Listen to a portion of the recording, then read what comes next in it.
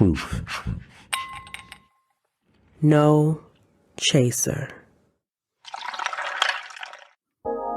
Welcome to Truth No Chaser. I'm Ashley. And I'm Jay. And I'm Frank. And this is the podcast for Black people, by Black people, about everything Black. This is a shot of truth stirred with bold opinions, reversing the miseducation of the Black community as it relates to culture, health, and politics.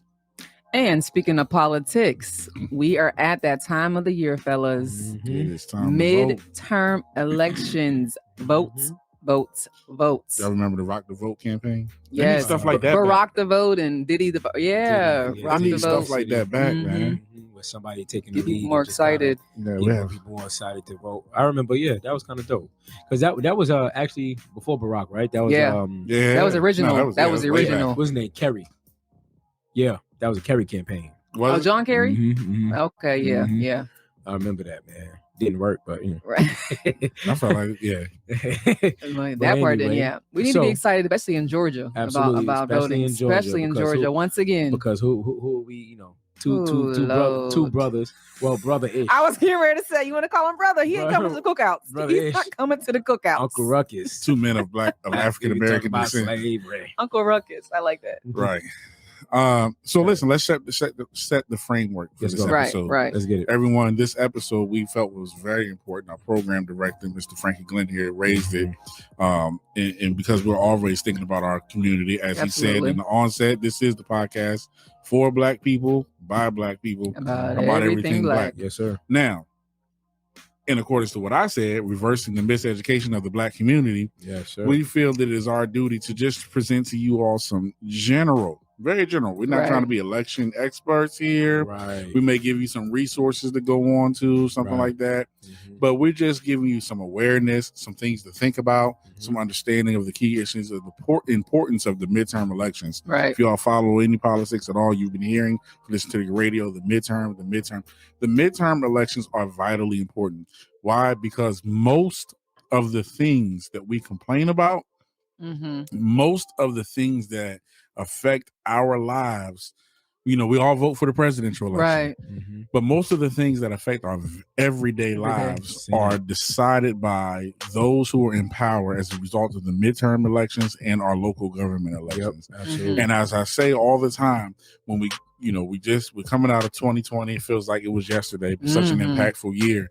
We rioted, we protested, we did so many things.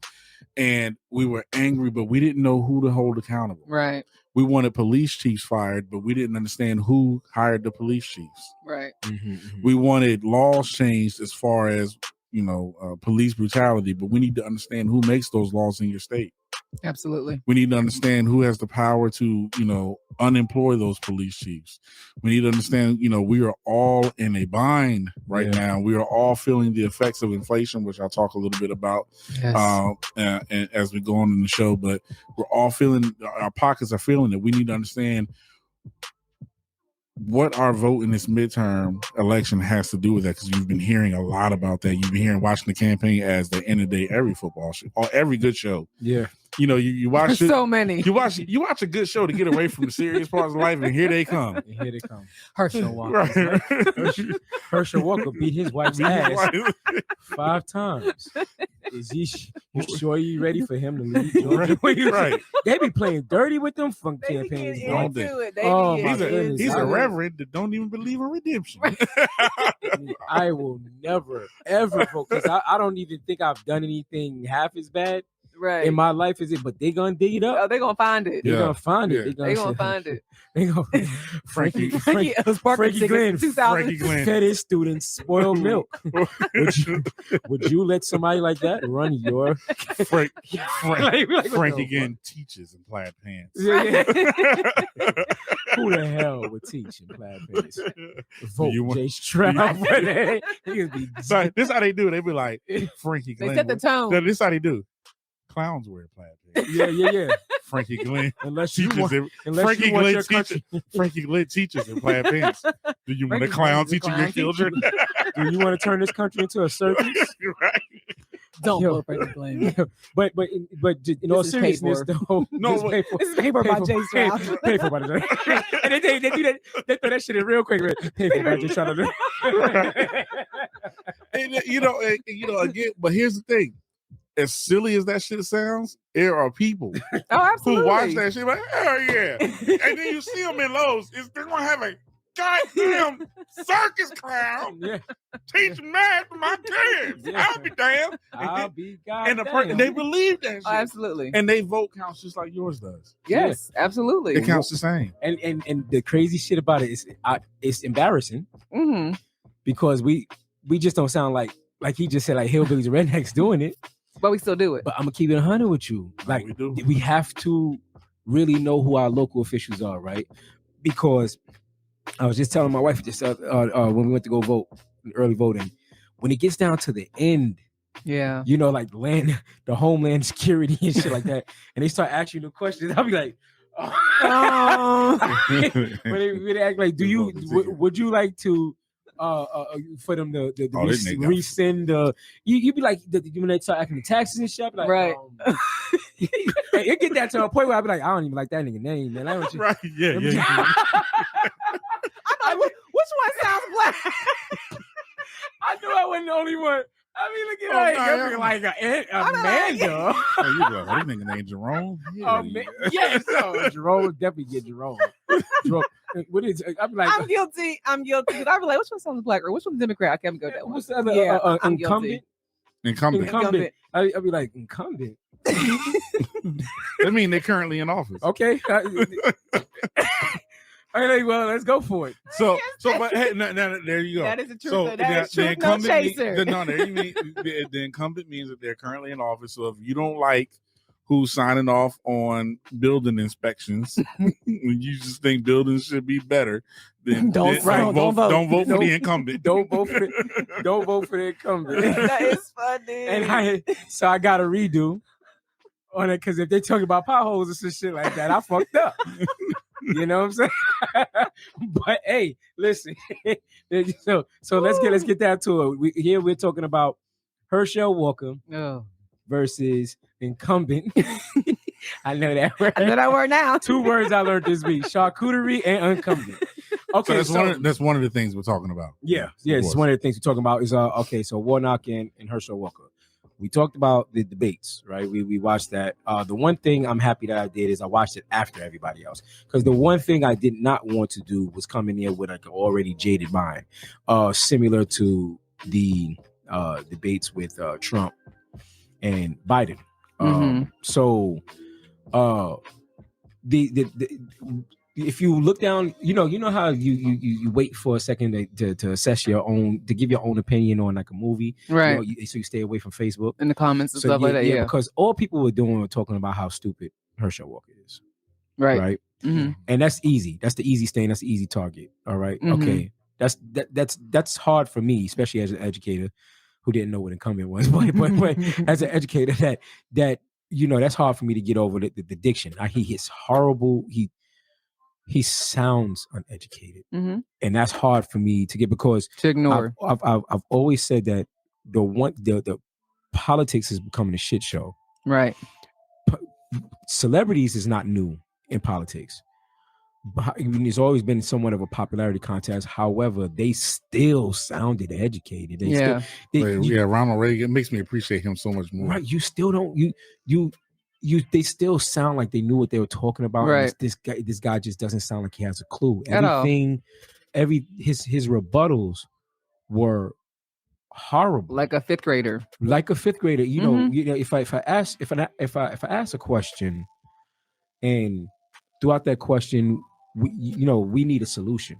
We need your answer. How you, and not just pointing the finger. And everything is like, well, as you can tell, Warnock doesn't want to tell the truth on this subject.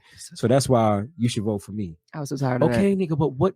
Answer the question. And I was like, if you say he voted on 96% of Joe Biden's like if you say that one more time, and you know, he was connecting them together. So if you're mad at Biden, you'll be mad at him as well. Right. And in the fairness of our audience, to give you information and not our opinions. Oh yes, but we're going to give you our opinions because it's our show. Yeah, right. So here's somebody. So here's my informational opinion. Mm-hmm.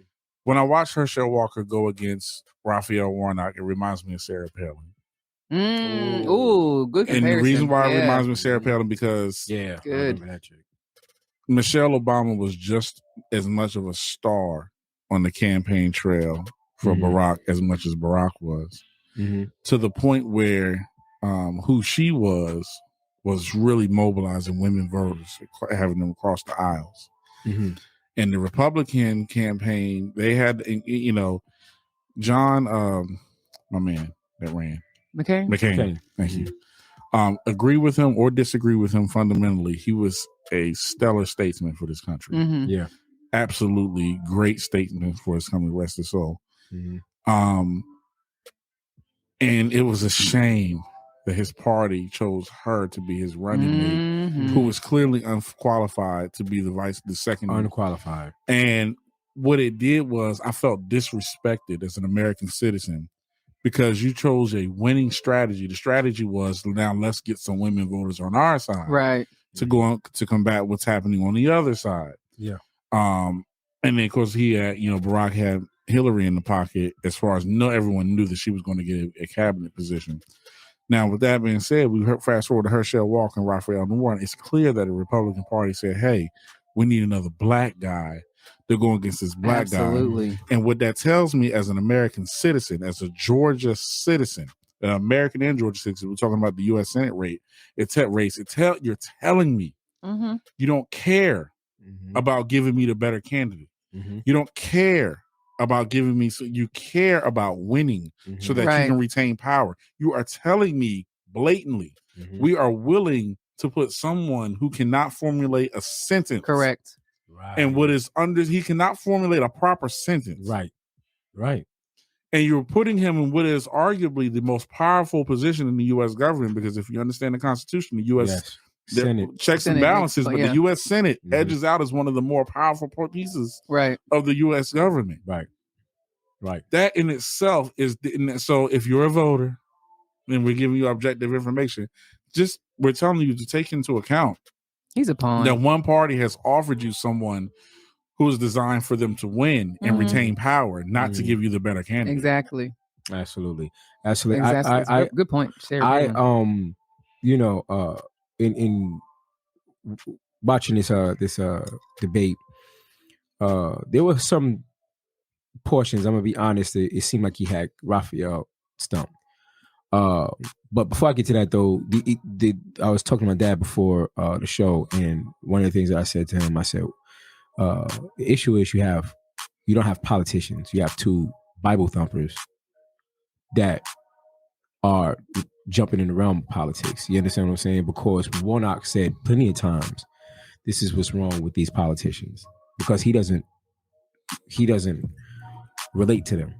You understand what I'm saying? Of, putting, I guess, semantics before morale, you know what I'm saying? Moral, excuse me. So, when they were talking about abortion, and he was talking about pro-choice, he kept referring to the Bible, right? And meanwhile, Warnock is like, this should be the woman's choice. And I couldn't agree with him more, but it did seem like he had him rattled in that one. If you are judging by the applause, Herschel kind of got not a standing O, but he got a loud roar from that one. And I was just but between that and a few other topics that they debated and stuff like that, funds, the police.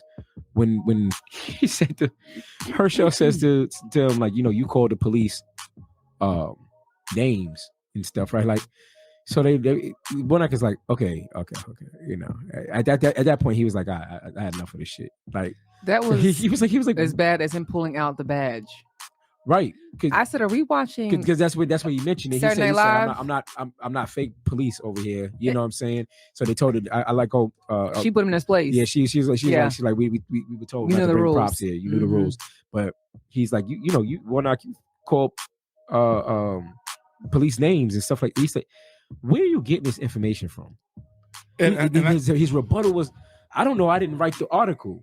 So I'm sitting there like, is he just like this average like average man just Googling the Wikipedia people and this are shit? giving information. But here's the thing. Watch how it happens. Articulate it. Watch how it happens. It was against the debate rules for you to bring a prop. Right. Whether it be a cell phone, an easel, an article, any object that you bring for visual display to prove a point, is considered a prop. Yeah. He brought a badge to prove a point. Now the badge could have been real. Right. But as accordance to the rules of the debate, it was called a prop. Yeah. What did social media call it? A prop badge, implying that the badge was fake. We don't know if the badge is fake or real. Right. We don't know. Right. But that's how. But to answer your question, how things take on. Now, I'm not saying this is defense of Herschel Walker, but this is to your point of this is where people get information from. Yeah. See, a prop that happened to be a badge takes off on social media as a prop badge. The prop badge. Excuse me. You see what I'm saying? Yeah. And that's what happens. Yeah. And if enough people repeat it, then it's he brought a fake badge on stage. Right. Well, who said that? But Raphael's like, but was it real though? Because everyone they keep disclaiming from the was it Rockdale County or River County said he was a police officer for it, and like that's not true. Yeah. Right. That part. So that's why because I was calling it fake. And he just. I believe it's fake too. Yeah, I did too. Raphael the Warnock was just like, listen. He was like, I don't know where this guy's getting this information from. I've sat down with numerous police counties and and sat in their homes and spoken with them. So it's like there's no fact check. And Raphael Warnock said that.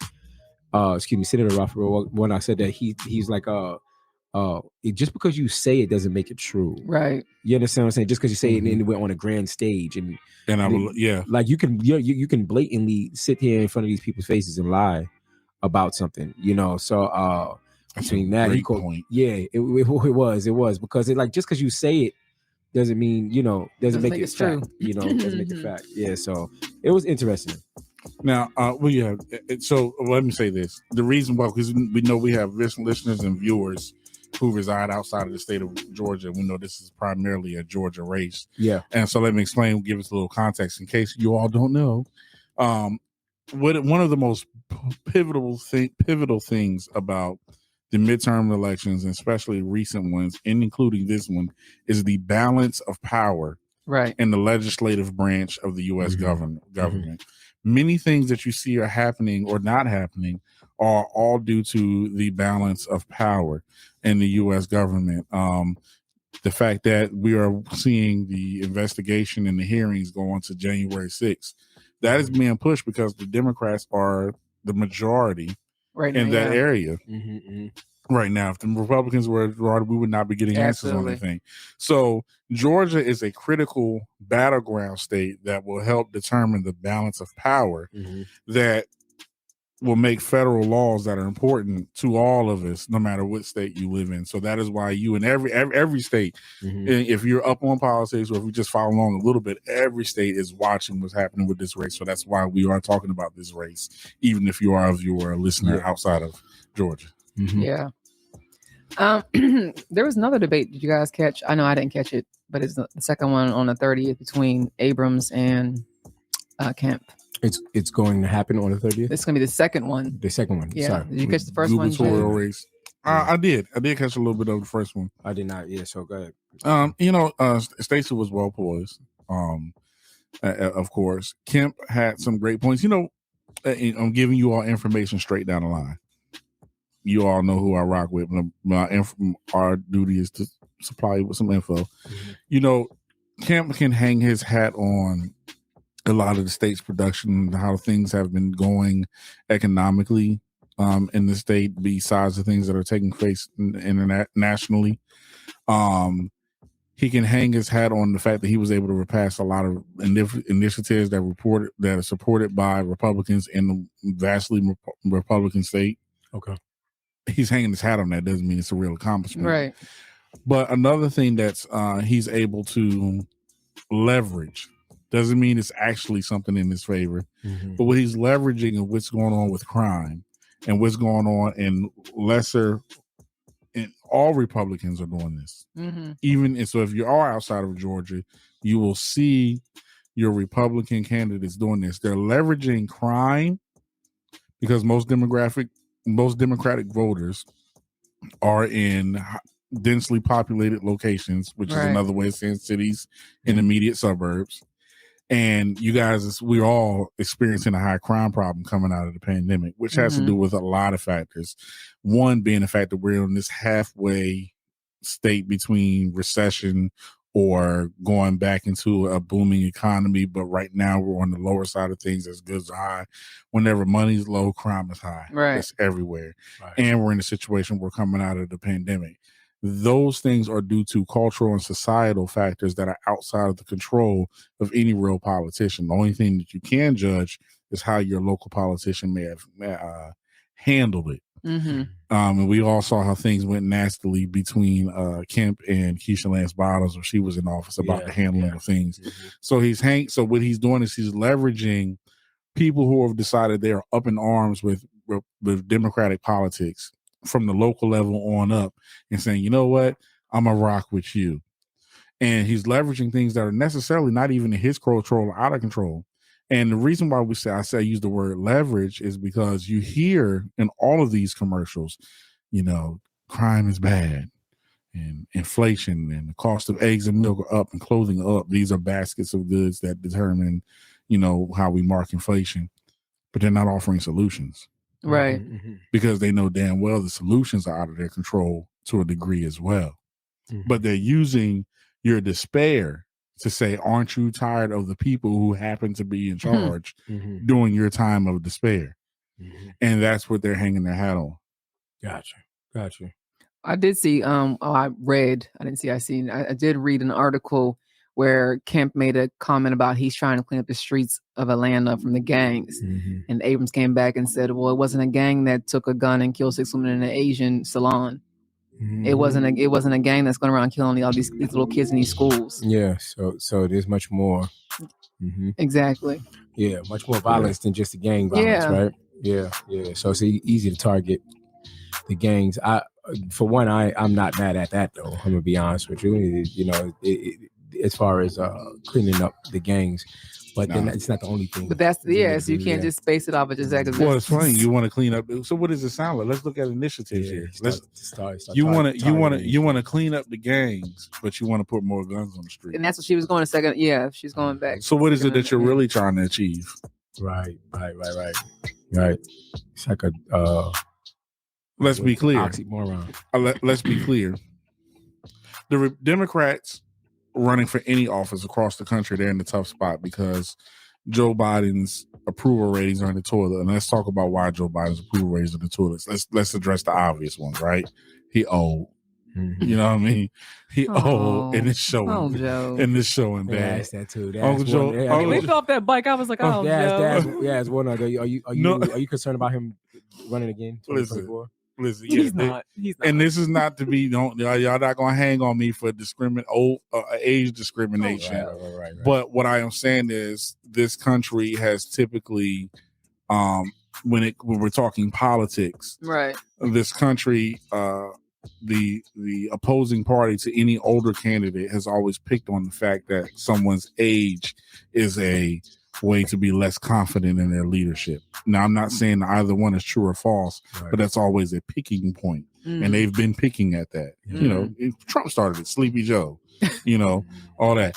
And then the other reason they're talking about how he's handling the economy. Now, there's the state of the economy and there's how he's handling the economy. The reality is y'all mind if I just kind of steal the floor for a quick second? Right. You know, this is your lane. When we look at the economy and we talk about recession and we look at good times and bad times, our economy has to cycle. It has to go through highs and lows. It must cycle. Mhm. Now, when Obama got elected, what was the Republicans talking about? He just wanted, when he was doing the bailout, government spending. He's gonna put our kids in debt, and they're gonna have our grandchildren is gonna be paying all of these debts, and everybody's gonna be poor.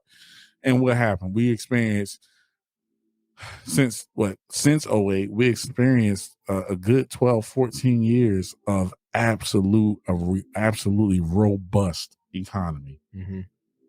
And when you experience that long of what they call a bull market, this is not financial advice. This is just general financial economic information. It has to bust. The economy's got to pop, and it has to reset itself. And whoever's in power, when it resets itself, the microphone is on, the spotlight is on you, and it's on Joe. So they're arguing with how. So, but people don't know that, right?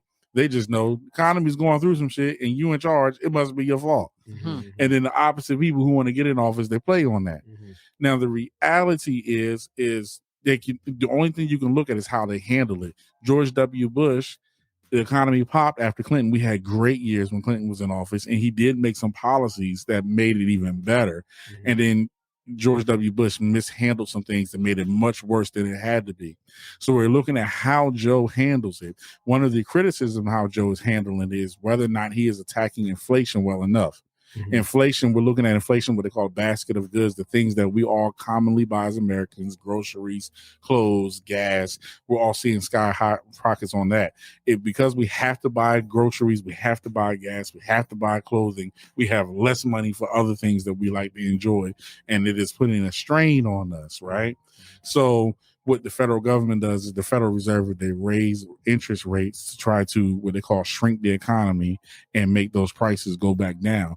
But if you over attack, and this is proven, this happened back in the early 80s, when you overreact to inflation, you end up forcing a recession.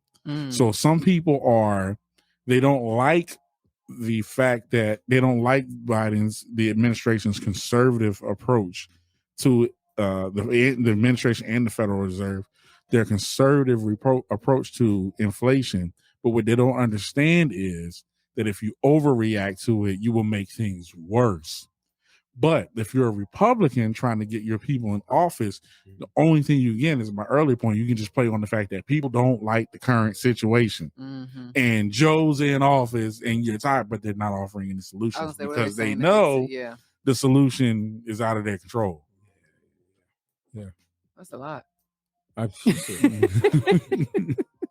Who you telling? So I mean, so to answer, to go back to that other question, like I said, that they asked in the one I can walk debate. Joe, to 2024 up for re-election, right? Are you confident with him? I mean, again, are you asking me or are you asking? I'm asking you personally. I don't think he's going to run again in 2024. I don't think he's going to run again. No. I don't think he should. I don't think he's going to at all. Who's a candidate that you like to see? Wait, who are you talking about? He's saying that they're asked Biden, that Joe, because you were talking about his age and stuff earlier. Oh, he can't run in 2024. Why can't he, Jeff? Come on now. Come on. I mean, he's not going to. Why you say he can't? Come on now. How old is he now? How old is he?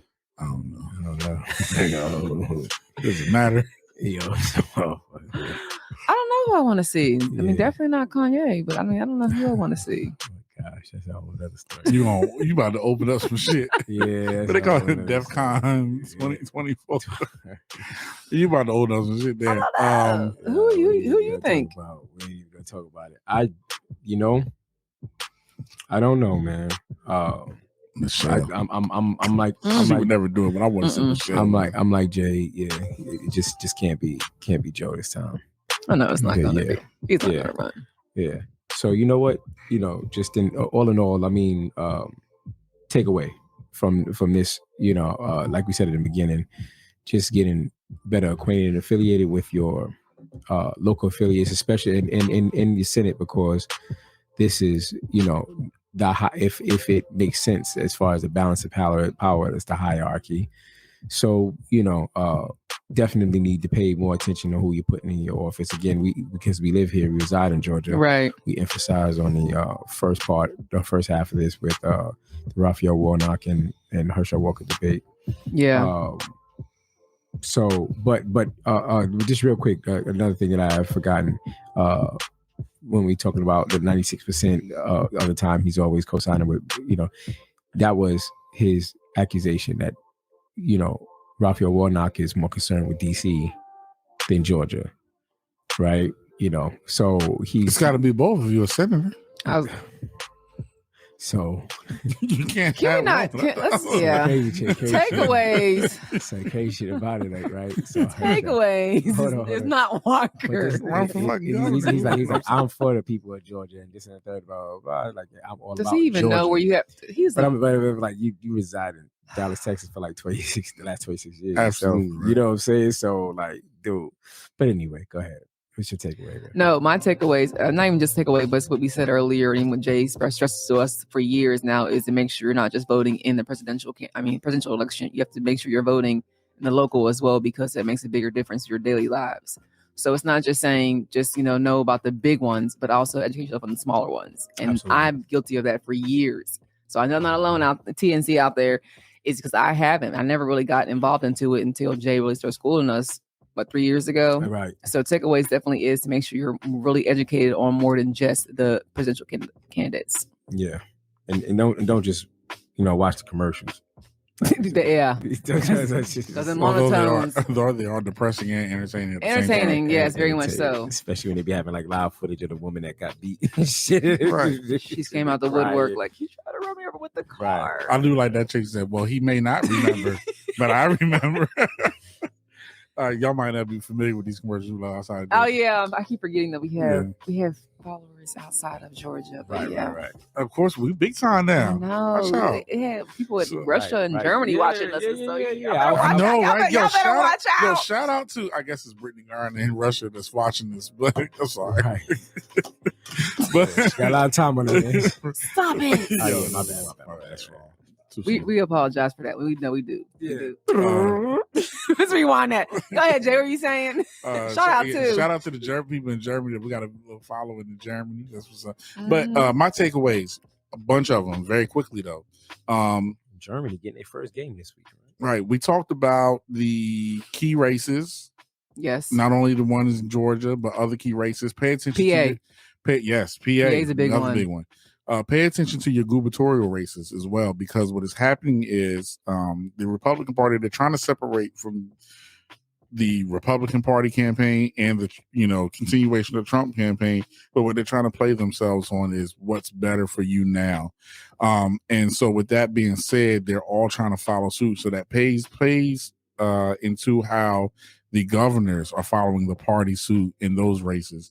Also, just a couple of rules of voting in Georgia here. If you're early voting, you can vote anywhere. But when it comes time voting day, actual election day, make sure you pay attention to your proper precinct that you're going to, and that you're the place where you're properly registered to vote. Another takeaway is, again, just understand the information. Read between the lines. Do not accept what is exactly given to you, but give it some critical analysis. Engage in some conversation with people with opposite thought of you. Watch a little bit of news channels. Watch MSNBC. Also watch a little bit of Fox News. Understand what they're saying. Read between the lines. Understand what people's motives are. With some of the hot button issues, probably my final takeaway here, with some of the hot button issues that were recently, crime, guns, critical race theory being taught in schools. Yeah, that's something that Trump started, that you're now seeing. That's again going, pay attention to your governor races, right? You saw the Florida governor talking about we're not going to teach that this is stolen land and stuff like that, and they're not going to teach the stolen land and that white people bunch oppressed other people. You're seeing the initiatives play out on a lower level on both party lines. Yeah, but understand why your gubernatorial races, but those hot button issues like critical race theory and what is being taught in school, gun laws, people are trying to other states are trying to patternise themselves after what happened in Georgia with the gun laws and what Kemp was able to pass there. Abortion, even though we saw the Supreme Court make that, basically an overturning of Roe v. Wade. Now the argument is, how do we properly interpret the new standard of abortion and what is actually illegal and not legal in what states? So again, who's going to be within your state leadership within your state, as well as who's going to be in leadership on the national level governing these laws.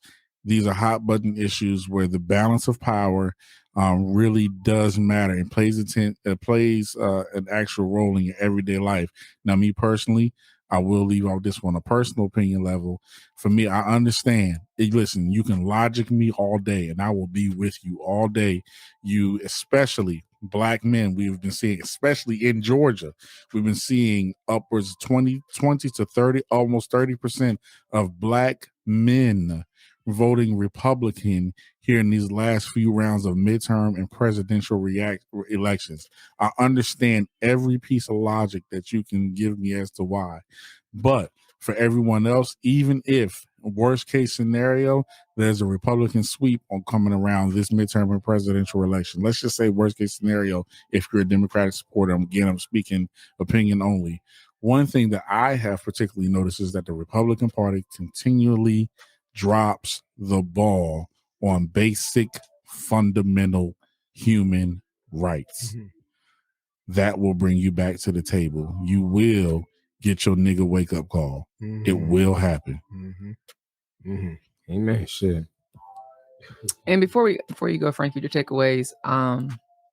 Also, we wanted to mention is make sure you bring your IDs. Make sure you are ready to wait on lines because as Brian Kemp passed this Jim Crow-ish with the voting rights. So make sure you bring somebody with you. Make sure you have your mask just in case. Make sure you bring your ID with you as well.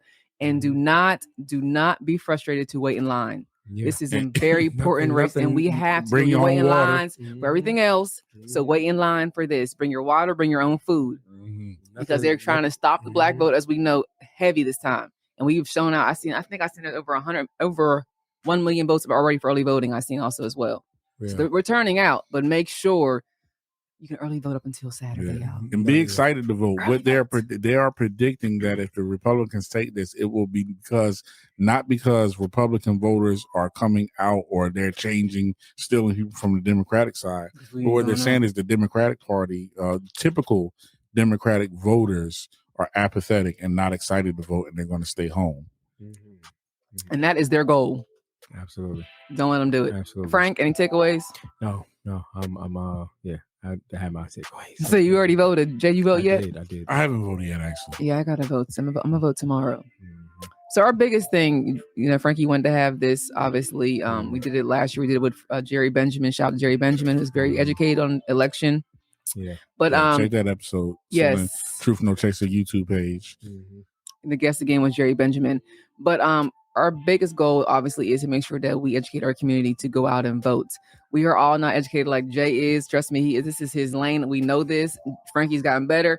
I'm that voter I think I know, but I don't know. If you don't know, ask questions. If you don't know, Google some stuff and seek the truth out. But make sure, do not say my vote does not count. I hate hearing people say, well, it don't matter if I vote or not. It does matter, and it does count, and it does. So do it. Yes, sir. Yes, absolutely. That's a great point. Good job. Bugs me too. All right, y'all. So again, vote. Drop them handles on Frank. Go ahead, Frankie. Yes. Got you off guard. Yeah, it's been a while. So for more information on how you can stay in tune with Truth No Chaser, just visit our website at thetruthnochaser.com, where you can get our fresh merch and all the other things to keep up with us. Absolutely. And for the visual version of this podcast, please go to youtube.com/thetruthnochaser. And until next time, keep walking in your truth, Black people.